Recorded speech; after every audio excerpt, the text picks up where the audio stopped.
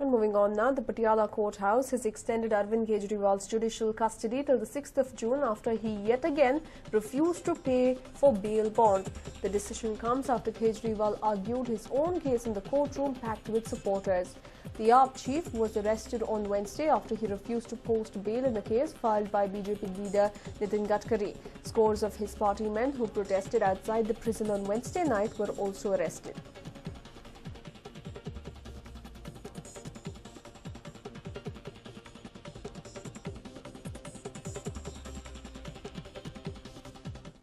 दुर्भाग्यपूर्ण है कि जिस एक चोर को चोर कहना अगर अपराध है, हम उस बात से बिल्कुल ही अडिग हैं और हम कभी भी बेल के लिए अप्लाई नहीं करेंगे। हम कोई मनीड बेल के लिए अप्लाई कभी नहीं करेंगे।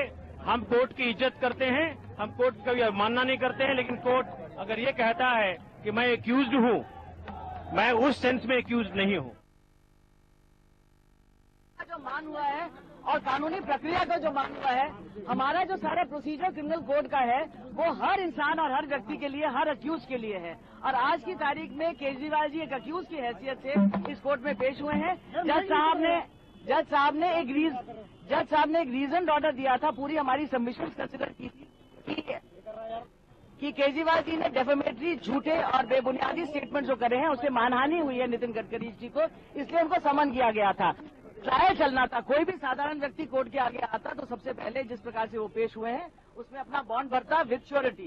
कोर्ट ने लीनियंट व्यू लेते हुए श्योरिटी भी नहीं कहा, सिर्फ पर्सनल बॉन्ड यानी कि जो मुचलका अपना देना पड़ता है, सिर्फ अपने कहने पर वो उनको रिलीज करने के डायरेक्शन दिए। उसमें 10,000 रुपए अमाउंट जो भरना नहीं होता, जो सिर्फ अमाउंट भरना होता है कि अगर आप कल अगर आप नहीं पेश होंगे तब आपको 10,000 रुपए फॉरफीट करने पड़ेंगे। कोर्ट ने पूरी किताब बल्कि केजरीवाल जी को समझाई कि शायद आपको आपके इतने सारे वकील आपके साथ थे, लेकिन उसके बावजूद भी मैंने सोचा आपको सब समझ में आ गई, लेकिन मैं आपको फिर समझा देती हूँ। कोर्ट ने सीआरपीसी के सारे प्रोसीजर, बेल बॉन्ड के 436 के 441 के केजरीवाल जी को समझाए, उनको डायरेक्टली सुना भी, लेकिन अल्टीमेटली कोर्ट का सिर्फ एक कहना था कि मैं कानून के हिसाब से चलूंगी, मैं और किसी हिसाब से नहीं चलूंगी। आप अगर केजरीवाल जी हैं तो अलग कानून नहीं बनेगा किसी के लिए।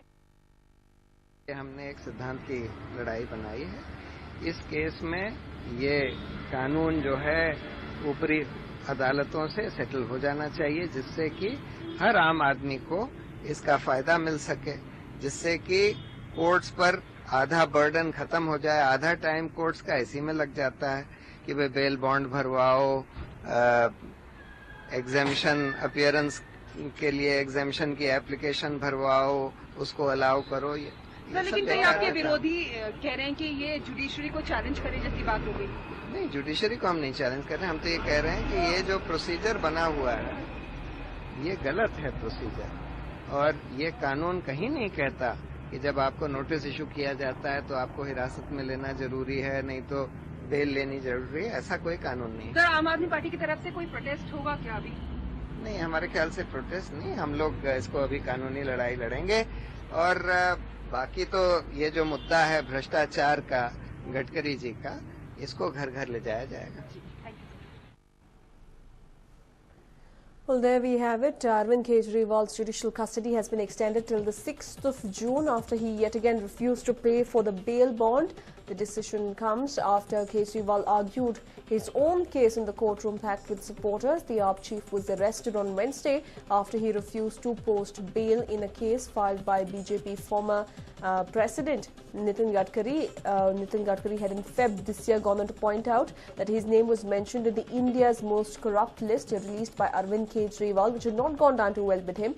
He said that it was an intentional jibe only to tarnish his image without any substance in it. Arvind Kejriwal, on the other hand, refused to pay up the bail bond and is now behind bars.